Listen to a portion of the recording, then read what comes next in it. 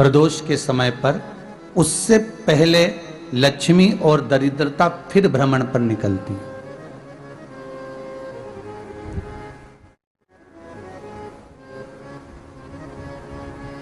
शिव भ्रमण कर कर जब वापिस आ जाते हैं, हिंदू धर्म में पीपल के वृक्ष की जो गणना बराह पुराण में करी गई है, 4 बजे से 7 बजे तक शिव के भ्रमण का समय बताया है शाम को। तो 7 बजे से लेकर फिर रात्रि 9 बजे तक लक्ष्मी और दरिद्रता फिर भ्रमण पर जाती। इनका एक समय निश्चित है महाराज। भ्रमण कर कर आ जाना। अब इस बीच में जब लक्ष्मी और दरिद्रता दोनों निकल कर जा रही हैं, तो दोनों एक भाव रख कर जाती हैं कि आज हमको कहां प्रवेश करना है।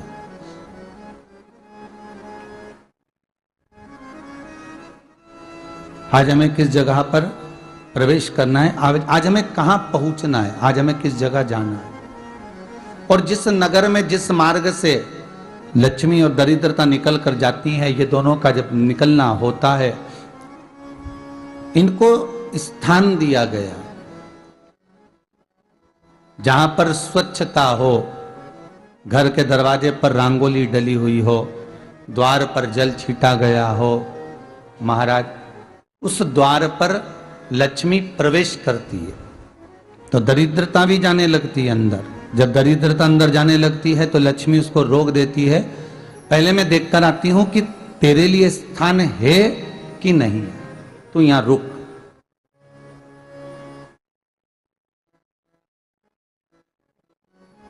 कुछ देर तक दरिद्रता बाहर खड़ी रहती है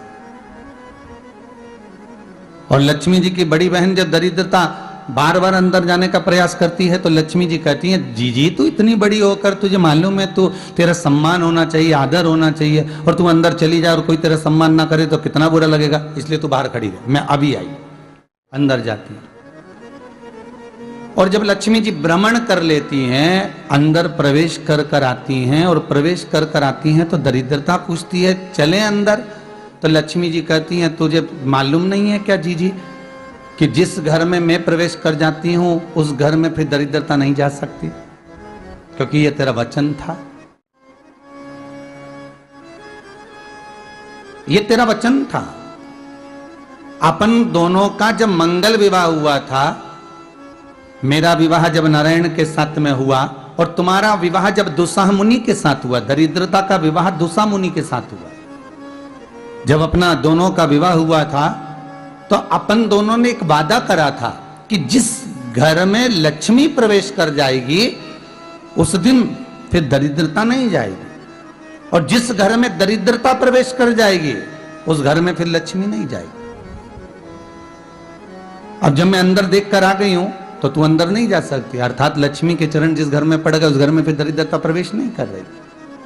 चलते चलते फिर दरिद्रता ने देखा और लक्ष्मी जी इसको लेकर गई और लक्ष्मी जी ने देखा कि इसके दरवाजे पर जल नहीं छीटा गया, इसके दरवाजे पर ना रंगोली डली है, इसका द्वार साफ नहीं हुआ है,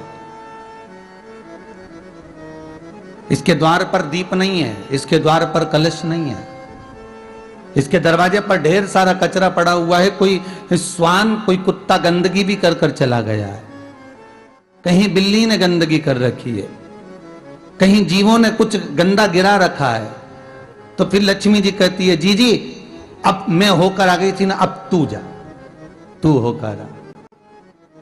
और दरिद्रता प्रवेश करती है तो अंदर जाकर क्या देखती है दरिद्रता कि इतनी सवेरे से मैं घूमने इनके दरवाजे पर आई और ये तो सब चादर तान के चकाचक गुर्राटा भर भर कर सो रहे हैं। तो दरिद्रता कह देती है, तुम्हारा भाग्य ही बेकार है, तुम्हें क्या करूं, तुम ऐसे ही सोते रहो। और दरिद्रता गुस्से में बाहर निकल कर आती है, लक्ष्मी से कहती है, लक्ष्मी तू इसके घर में जाना ही मत ही। तो दरिद्रता को कहती है, जीजी तेरी बात नहीं मानूंगी क्या मैं? लक्ष्मी जी बोली, मैं तेरी बात नहीं मानूंगी, बिल्कुल नहीं जाऊंगी इसके घर में, तू चिंता मत कर, चल आगे चले। फिर आगे बढ़े। ये लक्ष्मी और दरिद्रता का प्रवेश है।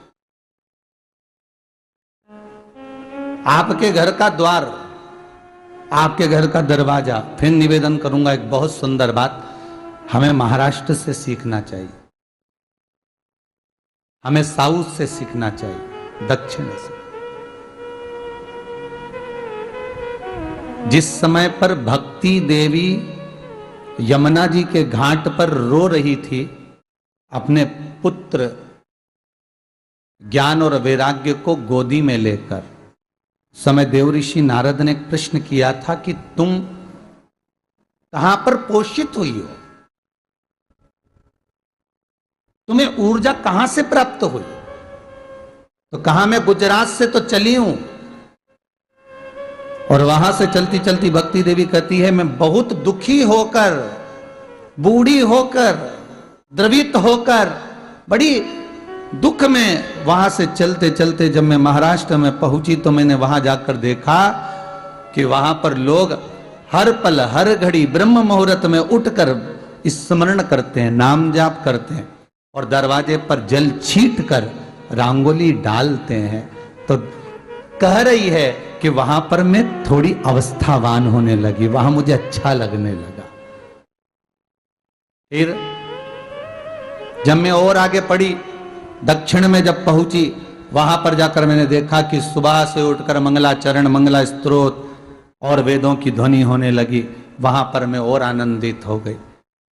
हमें कुछ चीजें महाराष्ट्र से सीखना चाहिए कि वहां रहने वाले जो भगत हैं, वारकरी संप्रदाय के जो भक्त होते हैं, वैष्णव जो धर्म के भक्त होते हैं, उनका नियम है सवेरे के समय घर में पानी है कि नहीं है, पर जब भी वो घर का दरवाजे के बाहर थोड़ा ना थोड़ा पानी तो छींट ही देते हैं। और छींटने के बाद फिर वहां पर अपने यहाँ तो दिवाली पे रंगोली बनती है जी, और वहां पर रोज की रंगोली बन जाती है कि कभी हो सकता है परमात्मा राह भूल कर हमारे घर में प्रवेश कर जाए, इसलिए वहां प्रतिदिन की रंगोली,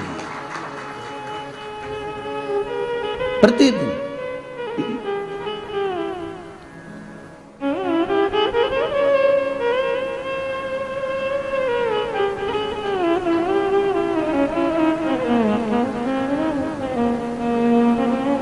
हमें सीखना चाहिए थोड़ा सा।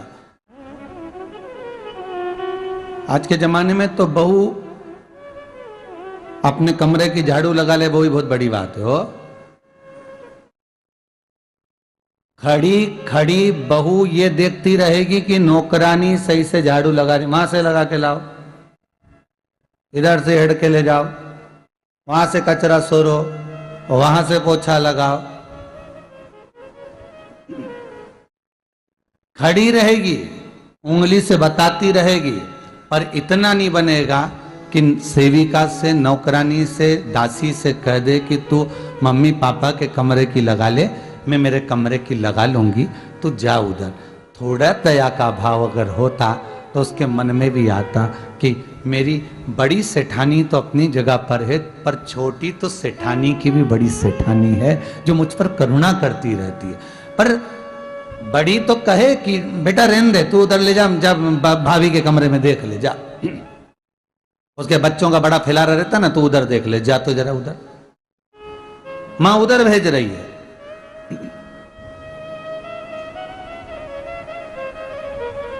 थोड़ा सेवा का भाव हमारे भीतर हो।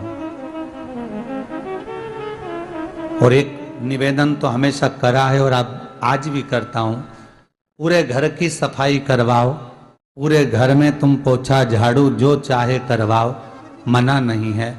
पर एक निवेदन है, रसोई घर के अंदर बहू और बेटी ही जाकर भोजन बनाए तो अन्नपूर्णा सदा कृपा करती है महाराज।